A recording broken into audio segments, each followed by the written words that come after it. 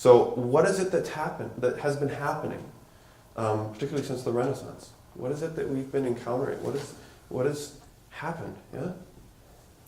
I would suggest that this way of being that we have, of putting everything into compartmentalized places, like, there's a store for that, and there's a store for that, and these people are like this, and these people are like that, and I'm a scientist, but I'm not just a scientist, I'm a physicist, and I'm not just that, I'm a particle physicist, I'm a fundamental particle physicist, or the only thing I really know about is the Higgs boson, and right? That's all I know, right? That this is a function of the quality, the character of consciousness that is now ubiquitous.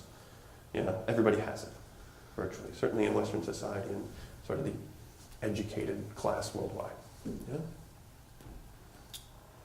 And anybody has access to it. It's inborn in all human beings. Whether it's developed or not is the question. So, and that's what we generally call the intellect. Right? And David, is that what you were leading up to? The intellect. Goodness, how unexciting. Goodness, spiritual intellect. Come on. The intellect. Yeah? This is a this, not a that. Distinctions, lines, clarity. Yeah? I can hold this thought in my mind, and I distinguish it from all other thoughts. And even though I want to eat a cheeseburger, I'm going to think about this math problem. I hold it off. I develop focus. And I devote myself to think the idea and not what I would think.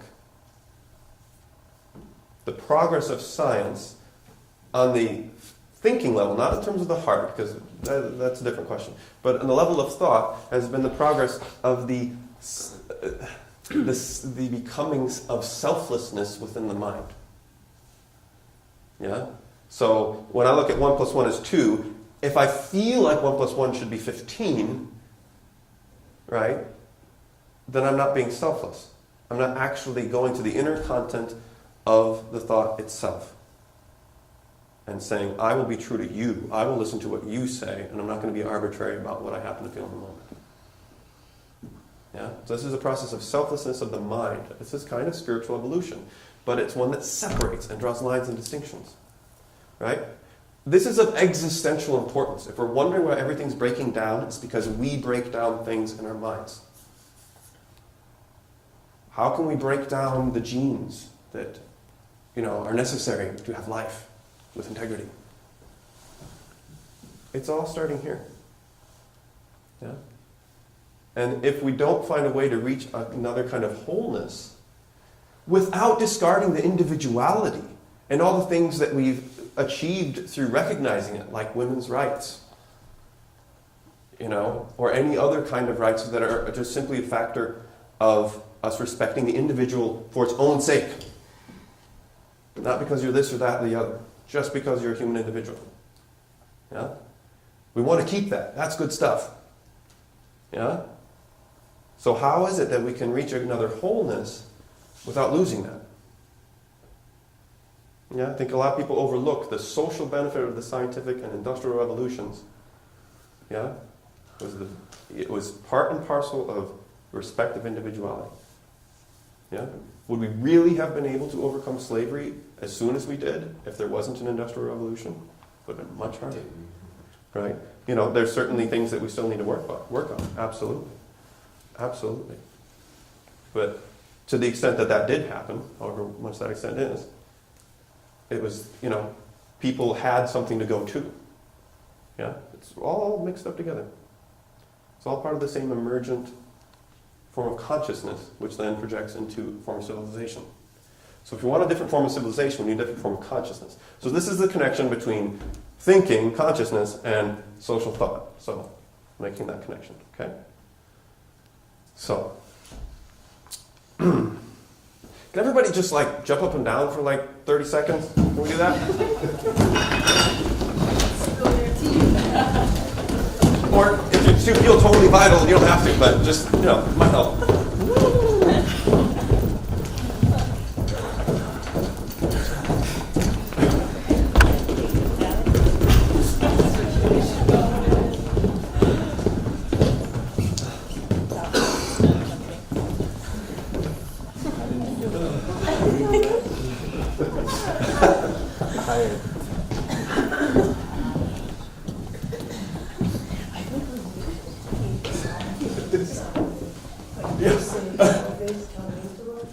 How about interrupt me now? Let's get back together and yes, please, interrupt.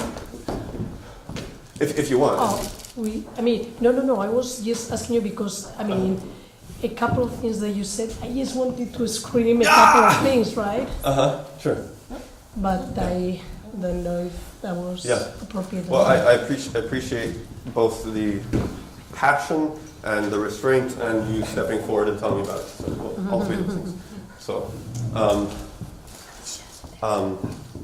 how does this sound? So I see two options. One is we do it now. You say what you have to say now, and then I'll see if there's something that can come out of that and as a discussion or as an answer or as wow, you're right. I was an idiot.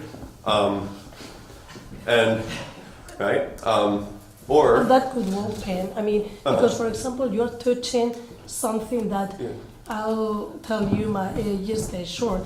One day I was in Waldorf, Warrenville, Four Winds Waldorf School, and they had this, hard math workshop. And I think it's all you are touching, really. And I just realized, it was, 10, 12 years ago, that really that's what is missing in this society.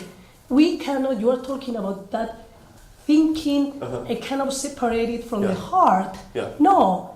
I'm a college teacher, and every time I go, I'm a Spanish teacher, so I go, what do we think with? And the students, la cabeza, right?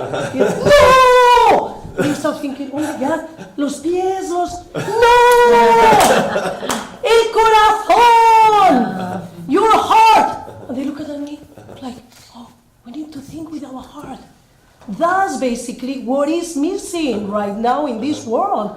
We have to, because the head is, and that's what I learned that was, unbelievable, it's a whole science, hard math. Sure. And they gave me all this, we went through 3 or 4 days of learning how to think with your heart.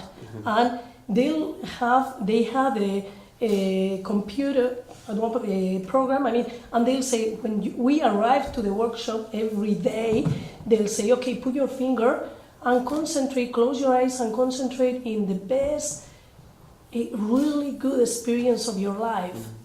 And suddenly, your heart that it was going, like that, you will start just going this way. Right. And the heart waves and the brain waves start to synchronize. Right. And then the teacher will say, what were you thinking about?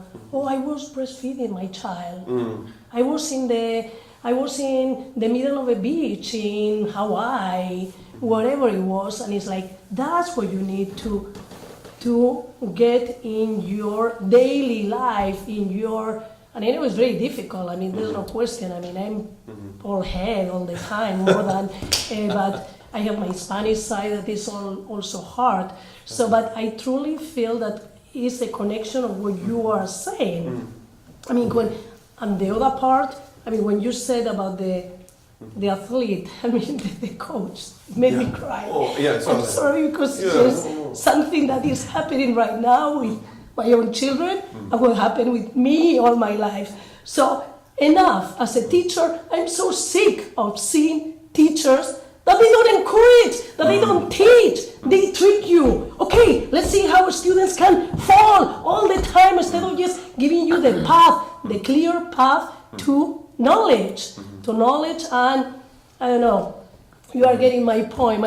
Spanish teacher, any teacher, they do all this multi-choice. Let's see if I get you which one is wrong. There's 3 choices, but the one that you will never get it right. No. What is the semantics, whatever? Just show me that you know that what is a noun, what is a verb. I don't know. No. So do you understand my point that I'm sick of that? It's not challenging it's just putting the path and show me, just get the knowledge together. So maybe I can. So first of all, I think the first point. I think we're on the same track with that, and I think with the rest of them, I'm going to say it'll make clear how I understand that, and you don't have to agree with me, but I think at least we're on the same track there. The basic, that somehow deeper parts of ourselves need to become involved in how we think. Yeah, certainly the heart being central. Heart thinking depends on how you use the term. Obviously, it has to be involved. Yeah. No, but there's a science. It's called hard math. Yeah, no, I know of that, but it's a whole other discussion to say, because there's different people that use that term in different ways. And in terms of what I meant by challenge, so obviously that can be done one-sidedly. And what you're talking about, if there's like a trickery, there's actually something where they don't have the interest of the student or the player at heart. That's not what I'm talking about at all, right, just to be clear.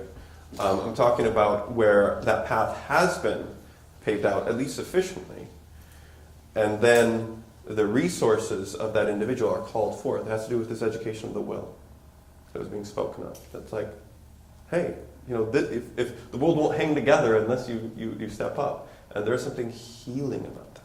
It's not aggressive. It's a challenge that's healing. Yeah? And I certainly think this also has to do with also something, here we go, that has to do with what's going on archetypically in our culture, which happens to be played out in the political sphere, is the male-female archetypes and kind of fallen versions of both of them. And people trying to sort out what's going on there, and it's in circles like ours. I think it's much more safe, put it simply, to talk about the feminine archetype and to praise it and to lift it up and try to understand it. It is not so safe to talk about the masculine archetype. And so I would hope, and maybe even a little bit challenge, to shift that. In particular in Waldorf schools, that's a common factor here, people's participation in Waldorf schools. The vast majority of teachers are women, right? And there's nothing wrong with that. But somehow, for boys, there needs to be something that allows masculinity to show up, and the masculine part in all children, yeah? So that's being played out. And it's like, well, this isn't clear yet in our culture. It really isn't. Like, not at all, right? So,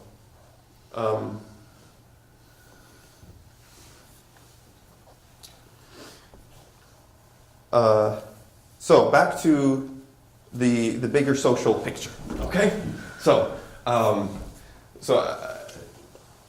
just asked you to kind of lean in a little bit. I know this is challenging stuff, and I'm going to try to really give you something valuable here. We don't have that much time left. So.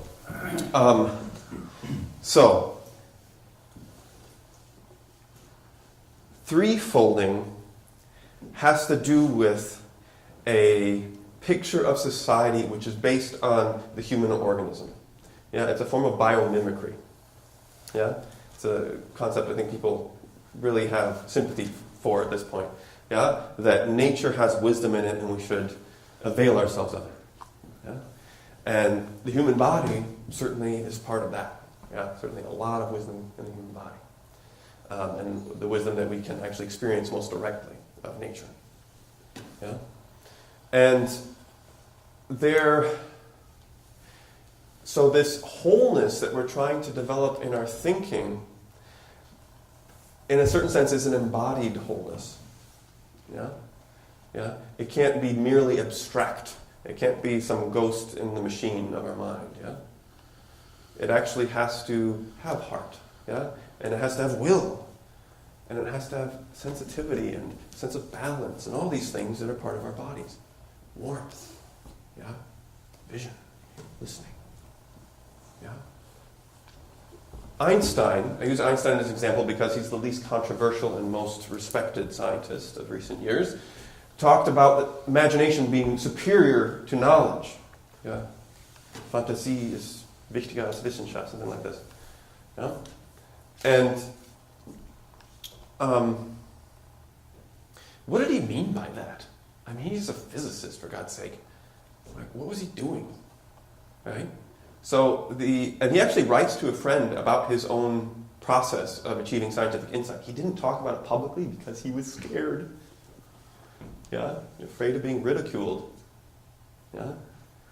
Einstein was kind of the Waldorf student that just had his own Waldorf education himself. They thought he was a retard, right? Because he just was so imaginative. He just meditated on a compass as he was little, and just stayed in this world of imagination in spite of the intense German educational public school system.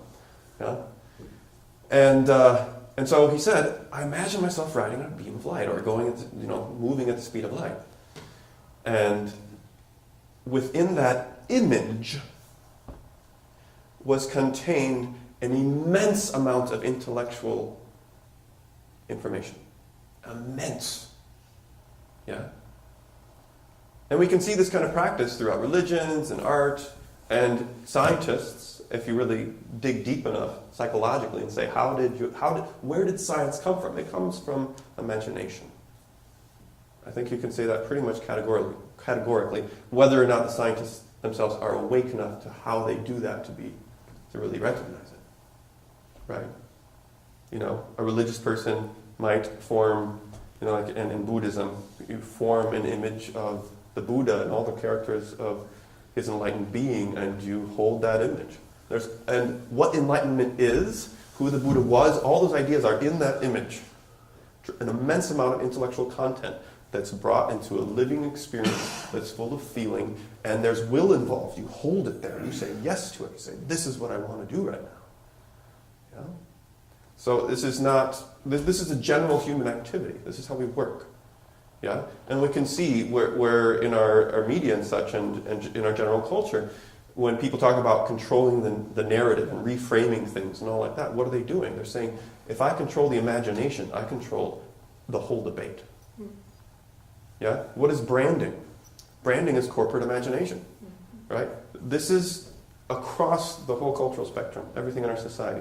They acknowledge the superiority of imagination. Confucius, way back in the day, said, societies are ruled by signs and symbols, not by rules and laws. Also an acknowledgement of this. Who was it that said, politics is downstream from culture? There's also a similar thought there. Yeah? So this imagination of the human body with the three greater organ systems, the nerve sense system, the rhythmical system centered in the heart and lung, and the metabolic limb system, have three distinct functions. There's a wonderful book by the famous anatomist Johannes Rohen. He actually wrote the book that is next to the cadavers in medical school. It's used more than any other book, and he's an anthroposophist, and he wrote about the threefold social order. So this is not a dilettantish, approximation that there's some general connection here. The most famous anatomist in the world living today is working on this subject. Okay, so certainly the one that did that particular book that's used the most. So I'm in contact with him to some extent. So There's a few different ways you can look at this, but the most important thing to look at is that in different human beings, as individuals, in different cultures, in different aspects of society, different virtues are held up higher than others. And oftentimes for very, very good reasons, right? You talk about freedom of the press, right? You talk about solidarity of the workers. You talk about equality before the law. Right? It would be a very different thing if you said freedom of the workers, solidarity of the press. Right? It doesn't sound so good, actually. Right? Right? Freedom of the corporations. Right? Right? The things get mismatched. Right? And you say, competition in the economic life. Well, is that right? But we can all kind of sense that's not actually how it works. In fact, the most competitive companies are the ones that cooperate, that have solidarity internally. Right? They have the best way of taking care of themselves. They acknowledge the virtues and values and differences of each other and make the company conform to that and help engender the most productive internal climate. And that's what makes them competitive. Well, why don't we make the whole economy like that? That's how it works. It's through cooperation. Even by virtue of division of labor itself. Says you're going to do something, you're going to make shoes all day long, and you're going to make shoes for basically everybody else. You can't possibly wear so many shoes. Right?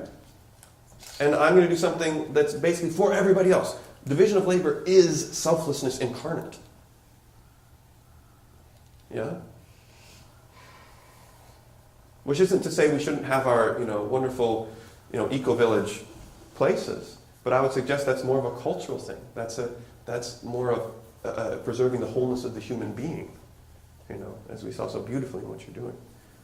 But economically speaking, on a broader scale, division of labor, it's all about selflessness. It's not doing everything in one spot. It's doing one thing. Because everybody is doing all these different things. And together, we're the whole.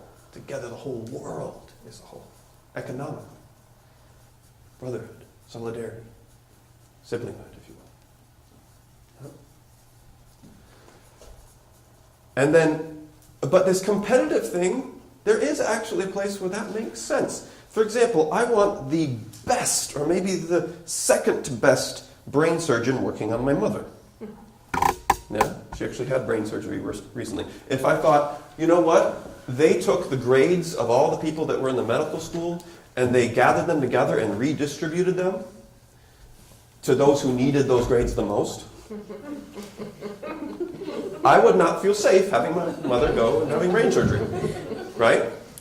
There's a realm in which elitism is valid, and it's the cultural realm, telling truth.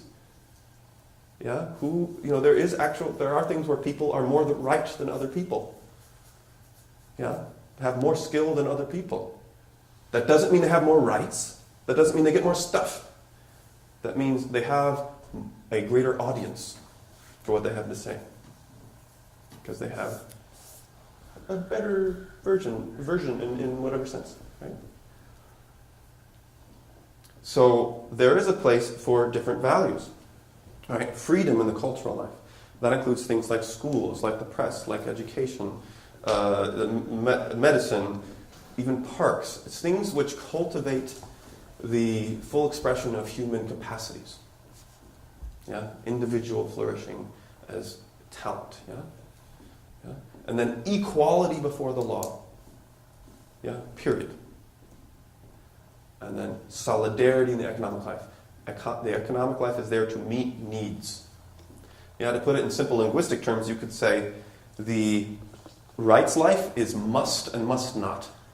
If you don't have the guts to tell someone you must do this and you must not do that, then it's not a right. It might be a need, that's the economic level. I need this.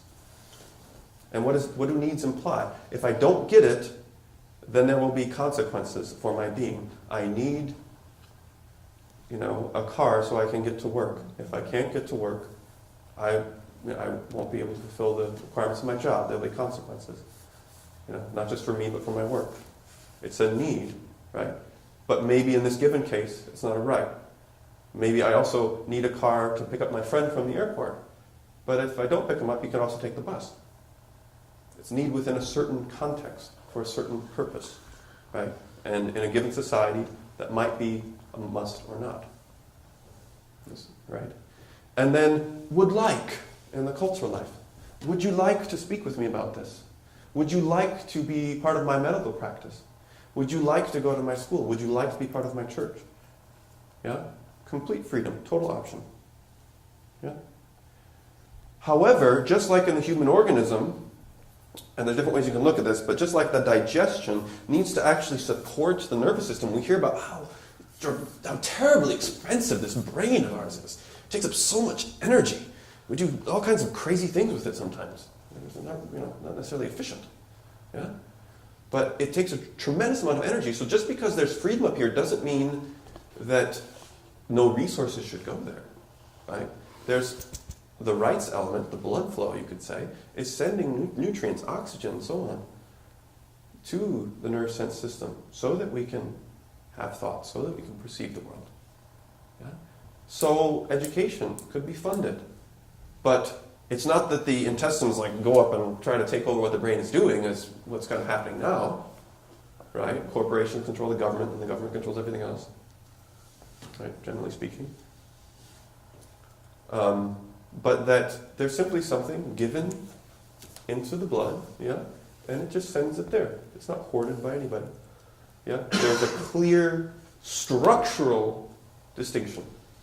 There's 3 different administrations, 3 different centers. So you don't just have one government that's doing all of these things. You don't have a theocracy that's doing culture and state and economy. You have a separation of church and state, but you also have a separation of economy and state. Yeah? So, and that is something, by the way, that's called for by libertarians, interestingly enough. Separation of economy and state. But maybe what's going on in the economy is something that's much better understood by the left. What should be there. Yeah? Solidarity, taking care of each other, meeting all human needs, regardless. Yeah? But that structural difference is actually much more understood on the right. The right. Yeah? So, interesting. So, this can only happen, I'm positing, based on a fundamental shift in the form of our cognition, the form of how we think. And to give you just a little bit of a glimpse of what it takes to do that, which has everything to do with freedom of thought, let me put it like this. I'll put it like this and then I'll go a little deeper into it, and then we'll have to close. If you want to be free to drive a car, you need to know how it works. You need to know the traffic laws. You need to understand, if you have to stick shift, how it works. Check your mirrors, all this stuff. To be free requires discipline, right? To be free requires knowledge. In Christianity, it's very simply put, the truth will set you free. Yeah.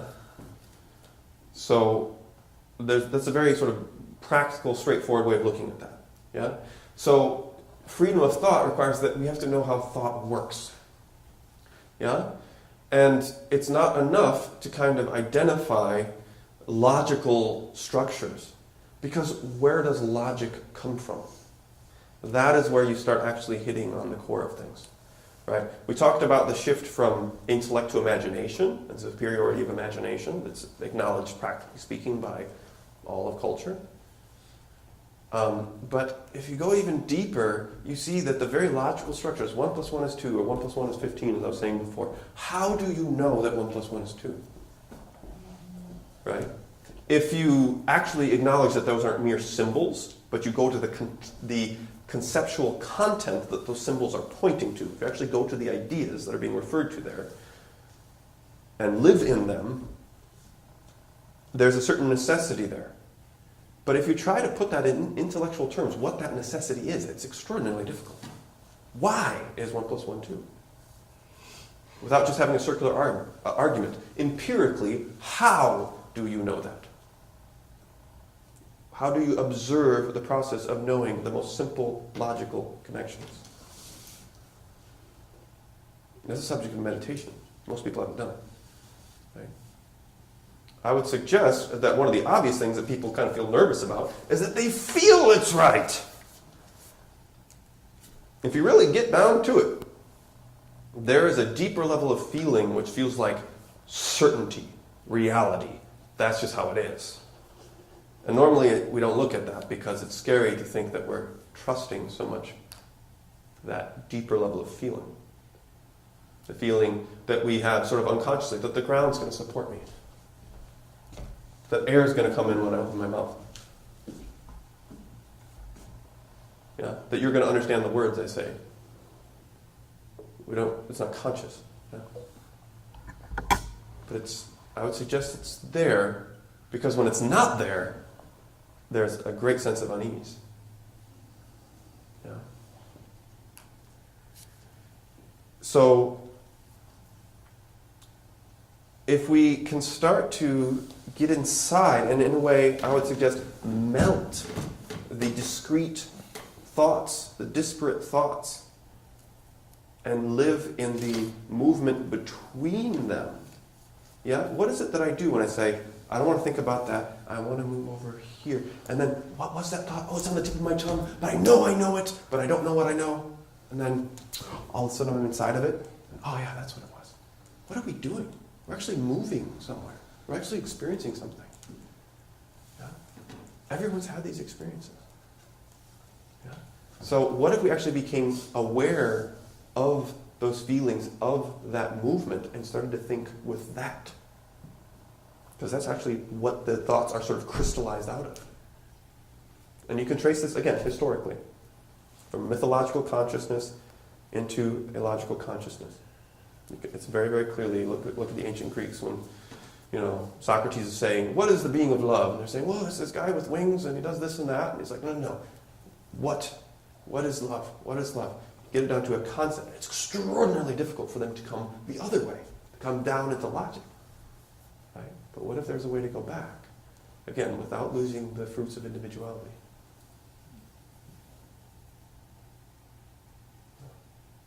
And I suggest that if we cultivate that threefolding will be something that we just notice is there by virtue of us being human beings and how we interact with each other, that there is a must and a must not when we interact with any human being. And that in the superstructures of society manifests in this threefold way. And there's all kinds of information out there, but what's most important to me is this human connection with that and sort of the foundational, philosophical and experiential. So I hope I was able to give at least some of that. Thank you.